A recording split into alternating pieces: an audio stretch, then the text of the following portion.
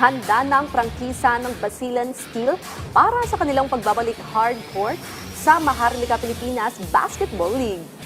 May report si teammate Jamaica Bayaka.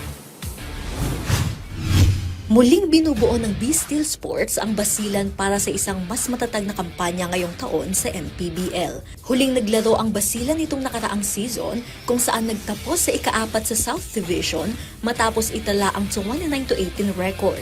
Umabot sa quarterfinals ngunit nalaglag kontra General Santos. Matapos nito hinarap ng prangkisa ang mga issue sa pamamahala na nagdulot ng pagbabago sa kontrol ng Basilan. Ngayon hawak na ng B-Steel ang prangkisa ng koponan, ang grupong dati nang namahala sa team noong 2019-2020 season. Dito umabot ang Basilan sa division finals ngunit hindi natuloy ang kampanya matapos mag-forfeit sa deciding game kontra Davao Occidental dahil sa COVID-19 pandemic. Kaya target ng koponan na muling buhayin ang kompetitibong antas ito sa pagbabalik ng dating pamumuno. Have an engaging local team, the fans will come. Yun yung gusto namin gawin. As a community builder, again, we're not selling any products, we're not selling any multi-million company, we're selling the province. So it's really, ayoko magsalita kasi tungkol sa previous franchise, because I'm not them.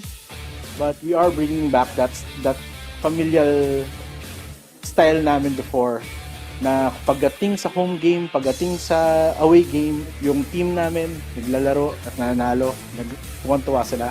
Yun ang gusto namin ibalik.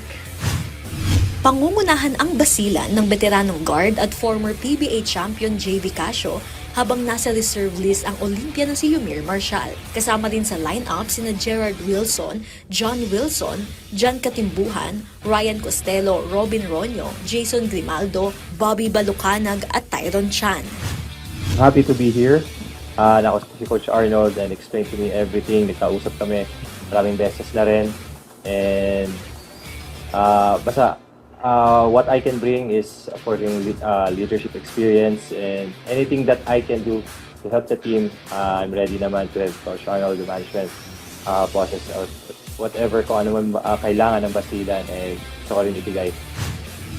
Sa ilalim ng head coach na si Arnold Oliveros, target ng B-Steel na muling makabuo ng isang disiplinado at mas kompetitibong koponan na layon ding maibalik ang kredibilidad at muling itatag ang pangalan ng Basilan sa naturang liga. Very, very thankful ako na binigay sa akin ng team na to. So far, hindi naman ako bago dito sa liga na to kasi I think I started in MPBL like 2018 pa. Preparation talaga is number one for me.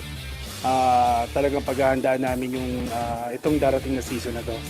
Especially sa mga teams ngayon na lumalabas, talagang halos very competitive halos lahat ng teams. Jamaica Bayaka para sa Atletang Pilipino, para sa bagong Pilipinas.